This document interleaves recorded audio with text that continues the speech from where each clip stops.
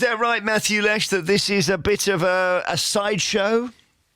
Look, absolutely not. I think this is extremely important, and we have to remember here that we're in the midst of a housing crisis. There are millions and millions of young people who the idea of home ownership is completely lost to them, and the maintenance of these rules is a very big problem. Let's be absolutely clear here. This isn't the Tory party who's raising all these problems, even just the house builders. There's also local councils. I mean, the District Councils Network said recently that these rules cause severe local difficulties without any meaningful environmental benefit.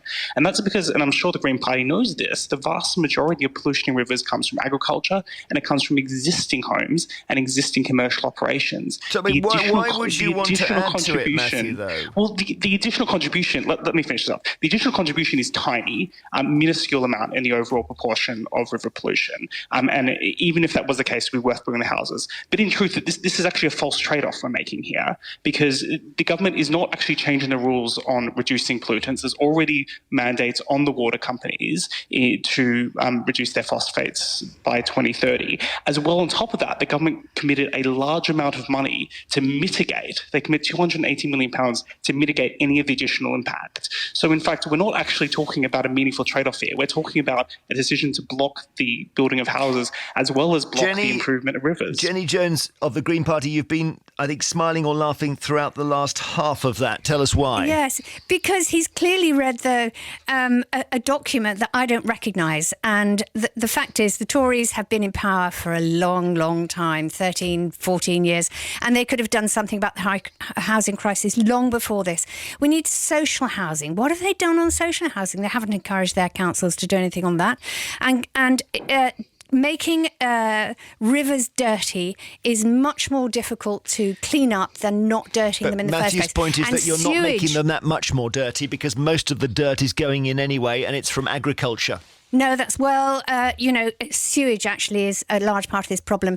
And the Tory government actually got its MPs to vote to allow more sewage to go into our rivers and onto our coastlines. So, the government doesn't have a good ecological record. Environmentally, it's pretty stupid.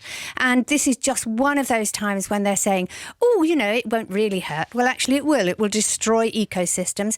And nature is not just about something pretty you walk out of the door to. Nature is something that actually supports us as a life form. We need nature. It's a very hard argument, Matthew, isn't it, to say, look, there is something we've got to do that's going to make our rivers dirtier, even if it's just slightly dirtier. But I guess your point is that we desperately need houses. Well, we do desperately need houses. Humans need somewhere to live as well as a nature to live in. I mean, we could decide tomorrow to shut down all farming in the UK. That would immediately make rivers much healthier. But we live in a world of trade-offs where we do accept the fact that while we try to improve the environment, we also have other needs as humans. And I just want to correct a few things here, which is there's been a reduction in pollution going into rivers, a sharp reduction in the latest set of data. And the reason why we know so much about this is because we're monitoring it much more closely. Now, I don't think the government's record here is great, and I think their record on house building is absolutely awful. Don't get me wrong. But I think in this case, they're trying to do something good, and it's been blocked.